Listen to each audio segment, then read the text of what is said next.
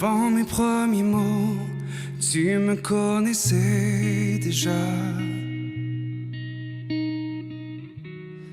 Oui, tu es si bon envers moi. Avant mon premier souffle, tu mets ta vie en moi.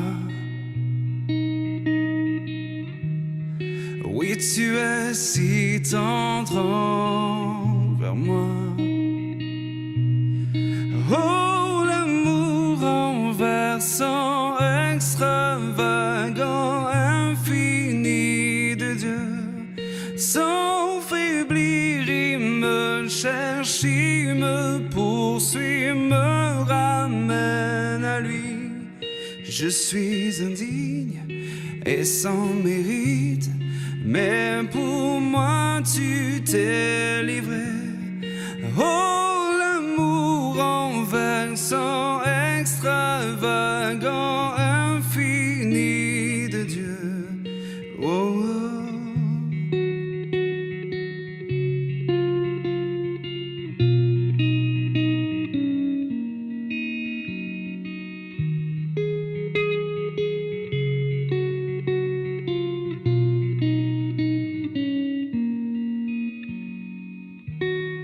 Je te rejetais sans relâche, tu m'aimais.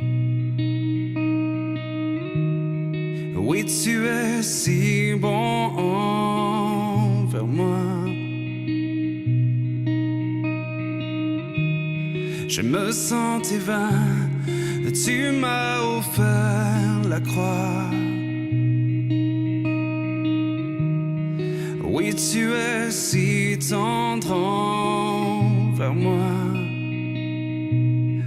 Oh, l'amour renversant, extravagant, infini de Dieu. Sans faiblir, il me cherche, il me poursuit, me ramène à lui.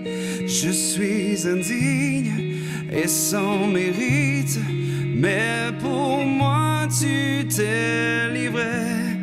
Oh, l'amour renversant, extravagant, infini de Dieu. Ouais.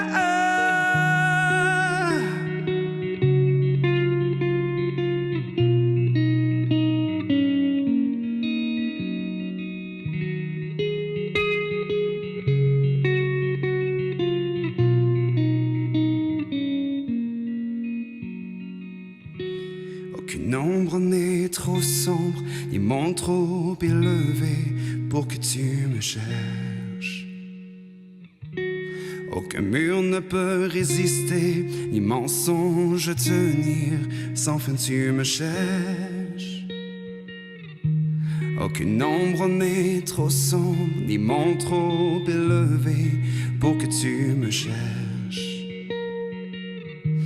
Aucun mur ne peut résister, ni mensonge tenir, sans fin tu me cherches. Aucune ombre n'est trop sombre, ni monde trop élevé pour que tu me cherches. Aucun mur ne peut résister, ni mensonge tenir, sans fin tu me cherches. Aucune ombre n'est trop sombre, ni monde trop élevé pour que tu me cherches.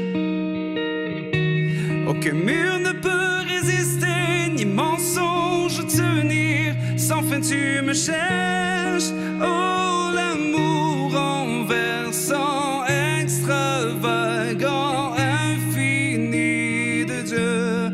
Sans faiblir, il me cherche, il me poursuit, me ramène à lui. Je suis indigne et sans mérite, mais pour moi tu t'es livré. Oh, l'amour renversant, extravagant, infini de Dieu. Ouais.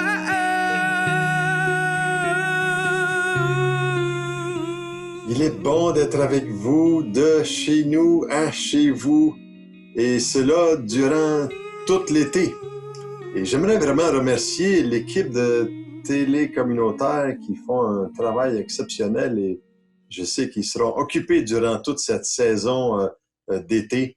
Et je veux les féliciter pour le bon travail qu'ils font dans les entrevues, les programmations.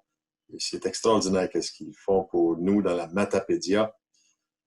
Vous savez, dans les semaines qui vont suivre, je veux vous partager sur la richesse de l'amour de Dieu, avec un grand A, c'est certain. Et je veux vous encourager parce que les Écritures nous déclarent des choses merveilleuses concernant l'amour de Dieu. Et c'est ce que je vais vous partager dans les semaines qui viennent. Vous savez, j'aimerais juste laisser place à l'Esprit de Dieu aujourd'hui, là où vous êtes, dans votre cuisine, dans votre salon, dans votre chambre, ou peu importe où vous êtes, en écoutant cette émission aujourd'hui. Et saviez-vous quoi? Dieu a un amour extravagant. Vraiment. Et je crois que le mot extravagant peut peut-être vous surprendre. Le chant que vous venez d'entendre nous témoigne de cet amour si grand que Dieu a eu pour nous. Et vous savez, à travers toutes les Écritures, les psaumes nous partagent ceci, que l'Éternel Dieu est grand et très digne de louange. Il mérite notre louange. Est-ce que tu prends du temps pour lui donner une louange? Et c'est notre désir, vous savez, à travers ces émissions, de pouvoir permettre au Saint-Esprit, de vous et de moi, de prendre ce moment précis en louant Dieu, en le remerciant.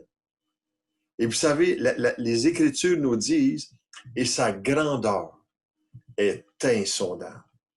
Les psaumes nous partagent tellement sur la louange, les chants, les célébrations, les cantiques. Et vous savez, Job lui-même, dans son livre, nous dit que Dieu est grand par sa puissance. Qui saurait enseigner comme lui? Dieu est grand par sa grandeur. Ça nous échappe. Le nombre de ses années est impénétrable. Jésus lui-même a dit ceci, car Dieu a tant aimé le monde qu'il a donné son Fils unique, afin que quiconque croit en lui ne périsse point, mais qu'il ait la vie éternelle. Wow! Quel amour extraordinaire! L'amour extravagant est approprié, je crois. Parce que je parle d'abord et avant tout de l'amour de Dieu. Avec un grand A, je le répète. C'est pas n'importe quel amour. L'amour est la nature même de Dieu. Et si Dieu est bien plus grand que tout ce que nous pouvons concevoir, et il est bien au-delà de tout ce que nous pouvons imaginer. Il en est même l'auteur de l'amour. J'aime le commentaire de Derek Prince qui déclare ceci. Notre amour humain est souvent restreint, avare ou égocentrique. L'amour de Dieu est vaste, infini, insondable, incommensurable et immense. Il est extravagant. Wow, j'aime ça. Vous savez, la Bible parle de l'amour de Dieu. Elle explique cet amour-là. Et l'apôtre Paul lui-même formule cela à l'égard des croyants dans le Nouveau Testament. Et il nous explique ceci concernant la liberté que nous avons. Et j'aimerais, si vous avez votre Bible avec vous à la maison, et je veux vous encourager quand vous venez avec moi dans cette expérience du partage des Écritures, allez voir dans les Écritures si ce que je vous enseigne vient de la parole de Dieu.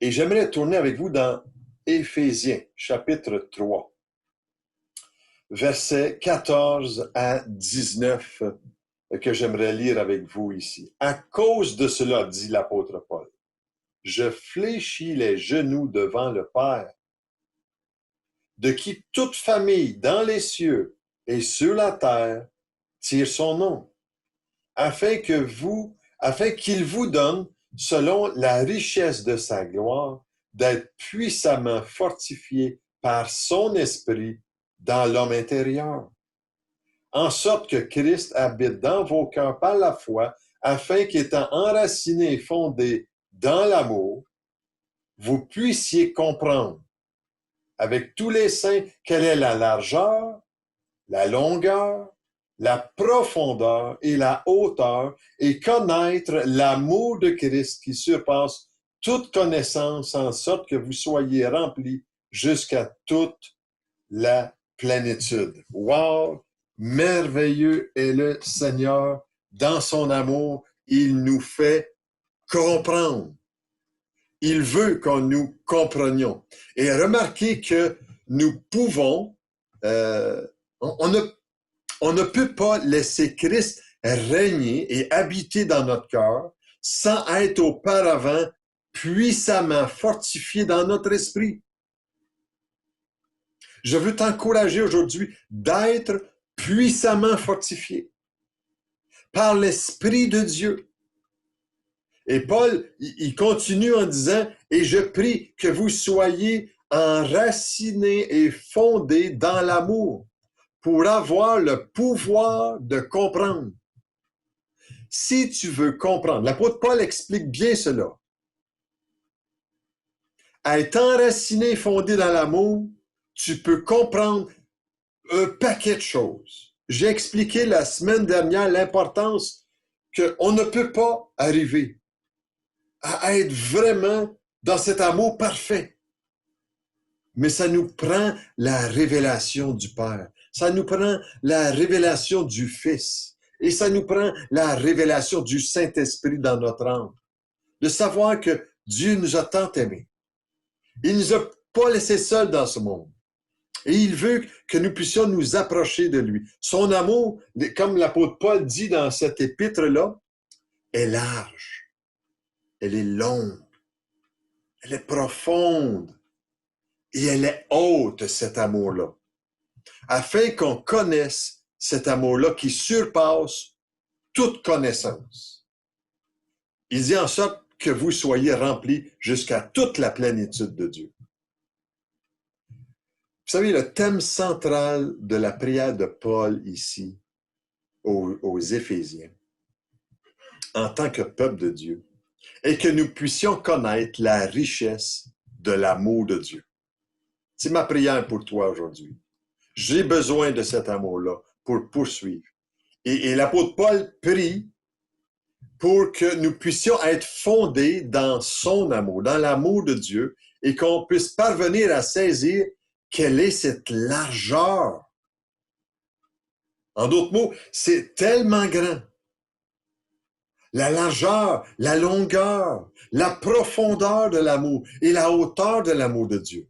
Je me répète, je sais, mais c'est si merveilleux de connaître son amour. Et vous savez, le but de la plénitude de Dieu est qu'on puisse la découvrir, se l'approprier à nous personnellement.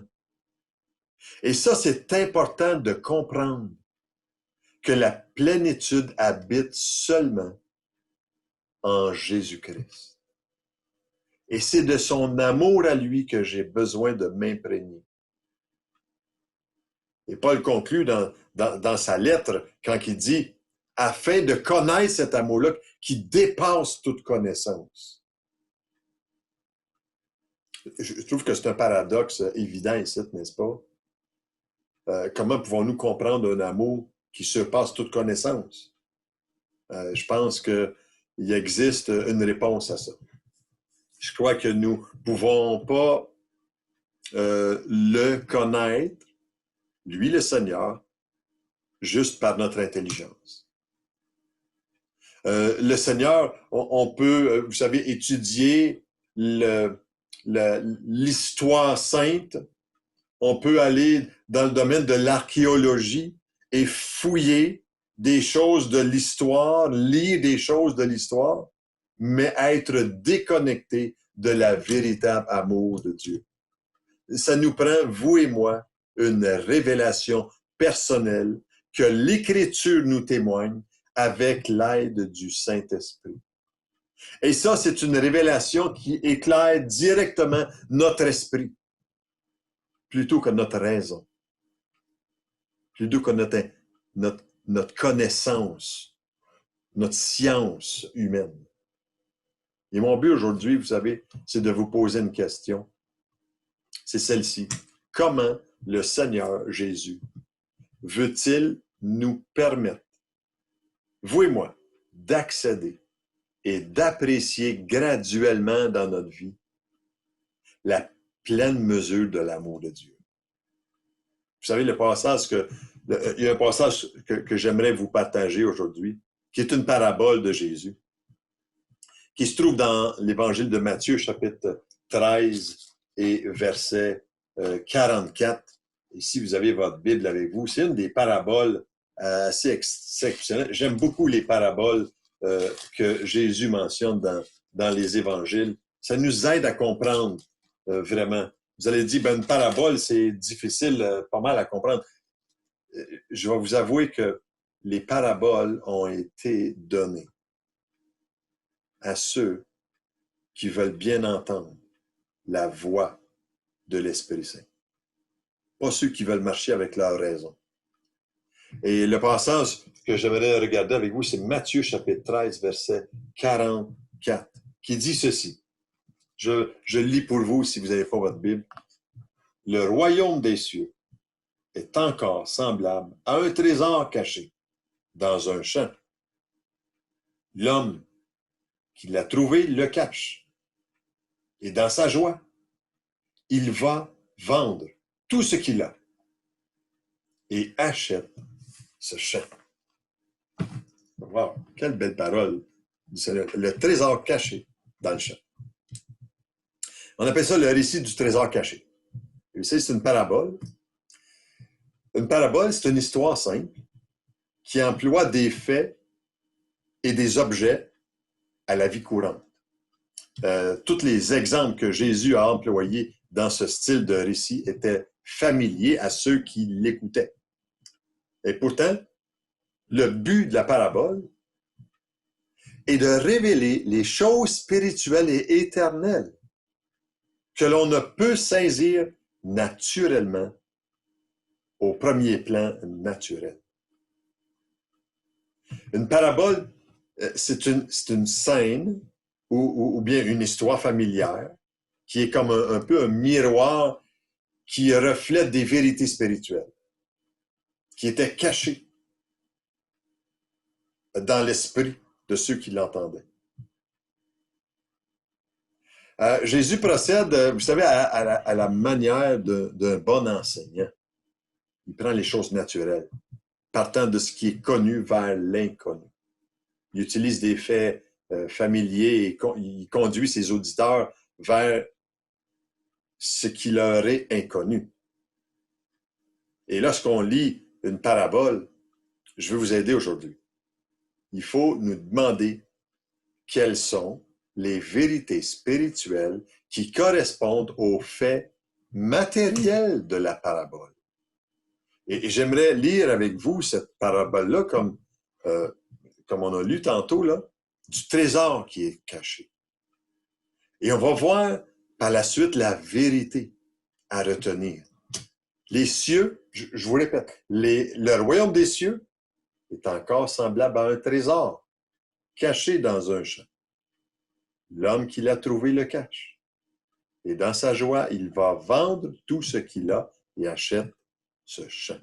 Le texte est simple ici. Quelles sont les réalités spirituelles qui nous révèlent cette histoire-là? Vous savez, l'interprétation que je vais vous faire de cela, de cette parabole-là, j'aimerais attirer votre attention sur ce que je vais vous mentionner, que je crois être conforme aux principes bibliques, dans leur contexte. On ne peut pas prendre une parabole et juste en tirer certaines conclusions. Il faut voir l'ensemble de ce que les Écritures nous disent, l'ensemble de ce que Jésus dit dans ses paraboles aussi. L'homme ici, ayant trouvé le trésor, c'est Jésus lui-même. Le champ, c'est le monde dans lequel nous habitons. Et ça, c'est même énoncé dans l'Évangile de Matthieu, chapitre 13, verset 38, dans une autre parabole. Et c'est un principe qu'on trouve dans les 7 paraboles contenues dans l'Évangile de Matthieu, chapitre 13. Mais quel est le trésor? Je crois que le trésor qui est identifié dans cette parabole-là, c'est le peuple de Dieu choisi dans ce monde. Les gens qui répondent « Oui, Seigneur, je crois que tu es le Fils de Dieu. » C'est le peuple de Dieu que Dieu choisit. Et l'homme ici, dans cette parabole-là, c'est Jésus. Le champ, c'est le monde. Le trésor, c'est le peuple de Dieu qui habite encore dans ce monde. Et vous savez, lorsque l'homme a découvert qu'il y avait un trésor caché dans le champ, il a réagi avec une sagesse extraordinaire. Il n'est pas couru pour dire partout sa découverte. En fait, il est dit qu'il a enfoui le trésor à nouveau dans le champ. Il savait que si les villageois entendaient parler d'un trésor, il y aurait eu une compétition qui aurait été déclenchée, qui se serait emparée des villageois. Mais il a caché le trésor et il a décidé d'acheter le champ tout entier. En réalité, vous savez, cet homme-là ne voulait pas le champ. Ce qu'il désirait, c'était le trésor. Mais comme il avait l'esprit pratique, il savait qu'il lui faudrait payer le prix du champ tout en entier pour obtenir ce trésor. Et le prix était très élevé pour cet homme-là. Et ça lui a coûté tout ce qu'il avait. Il a dû sacrifier tout avec joie parce qu'il connaissait la valeur de ce que contenait ce trésor. Je peux imaginer la surprise au village. Les gens qui parlent et qui disent « Mais pourquoi cet homme-là, il veut ce champ-là? Il me semble qu'il n'y a pas de valeur. » Et la terre, vous savez, est peut-être pas fertile à cultiver, une terre qui était laissée à l'abandon. Et tout ce que ça produit, c'est des épines, des mauvaises herbes, des ronces. Vous savez, le terrain peut-être n'est même pas bon pour faire une construction dessus. Pourquoi? Qui paye si cher le prix de ce champ-là. Voyez-vous, parfois, ce que les gens ne savent pas, que le champ cachait un trésor. Et vous savez, ce trésor, c'est vous. Aux yeux de Dieu, vous êtes un trésor. Et la seule personne qui était au courant de la richesse, de la précieuse, du précieux trésor, c'était le Seigneur. Et c'est pour ça qu'il a payé le prix pour racheter par son sang précieux. Il a livré sa vie pour que ce monde puisse saisir son amour extravagant et qu'il puisse découvrir cet amour de Dieu, que les yeux s'ouvrent sur eux-mêmes concernant l'amour que Dieu a pour eux. Cet amour qui était caché. Vous savez, ce trésor, ce sont ceux qui disent oui à son appel. Ce sont ceux qui entendent sa voix. C'est le peuple de Dieu. Ce sont ceux qui répondent oui à son amour extravagant. J'aimerais te dire aujourd'hui, tu as de la valeur aux yeux de Dieu. Tu as de la valeur. Tu es un véritable potentiel entre ses mains aujourd'hui. Parce que c'est lui, le Créateur, qui t'a donné ce potentiel, cette vie ici-bas sur terre. Et tu ne peux le découvrir que par une révélation de l'amour de Jésus pour toi. Dieu a tant aimé le monde. Et l'équilibre, vous savez, dans notre vie, à travers l'amour de Dieu qui est répandu, c'est le Saint-Esprit qui nous le communique, cela. Comme il le fait en ce moment dans ta vie. Moi, je ne suis qu'un messager. Est-ce que je peux te dire aujourd'hui, ce que je peux te dire, j'ai retenu l'amour parfait un jour dans mon cœur et je ne le laisserai pas aller. Parce que je sais que Jésus m'a aimé, le premier. Et si nous voulons goûter à l'amour qui règne dans le ciel, il faut aimer celui qui est mort par amour pour nous. Car Dieu a tant aimé. Et quand que je lis ce verset-là dans Jean chapitre 3, verset 16, car Dieu a tant aimé Denis, qu'il a donné son Fils unique, afin que Denis croit en lui, ne périsse point, mais qu'il ait la vie, que Denis ait la vie éternelle. Mets ton nom à ce verset. Récite-le dans ton cœur et tu verras comment le Saint-Esprit peut faire une œuvre merveilleuse dans notre vie. Et si nous laissons l'amour de Dieu s'imprégner dans notre cœur, nous saurons discerner et découvrir les véritables choses spirituelles. Je termine en vous disant ceci avec le verset dans une autre traduction de ce que je vous ai lu tantôt dans Éphésiens chapitre 3.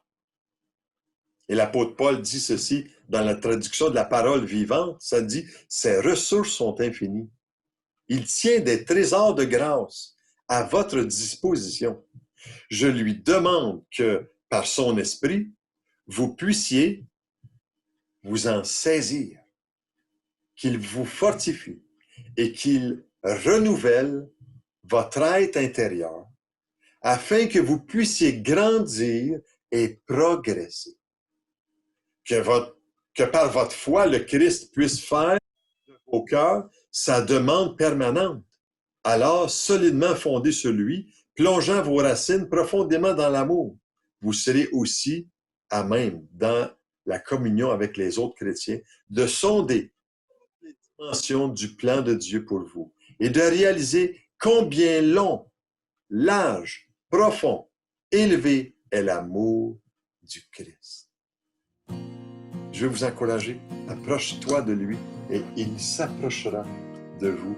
Regardez et écoutez bien ce chant ici qui s'intitule « Quelle grâce incomparable Dieu a eue pour toi et moi. » Que Dieu vous bénisse. Qui brise le pouvoir du mal de la mort, qui aime d'un amour si puissant, si fort, le roi de gloire, il est le roi des rois.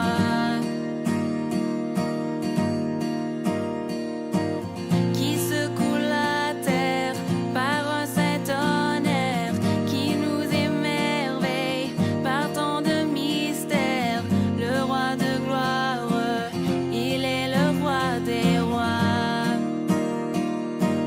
Quelle grâce incomparable, quel amour infini, que tu aies pris ma croix, que tu sois mort pour moi.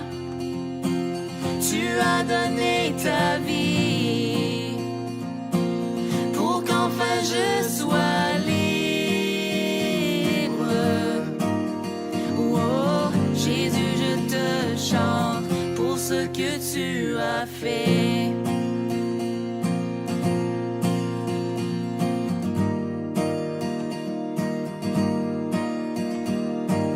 Qui ramène la paix dans la confusion, change les orphelins en fils et en filles,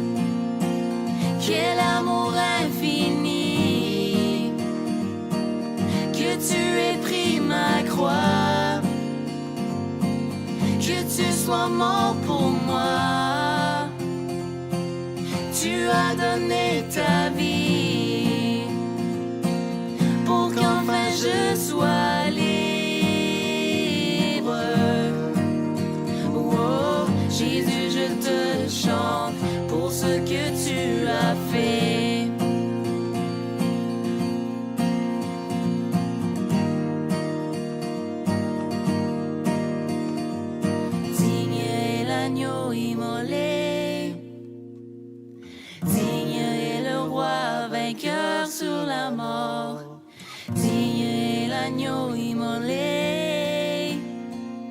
Digne est le roi vainqueur sur la mort. Digne est l'agneau immolé. Digne est le roi vainqueur sur la mort.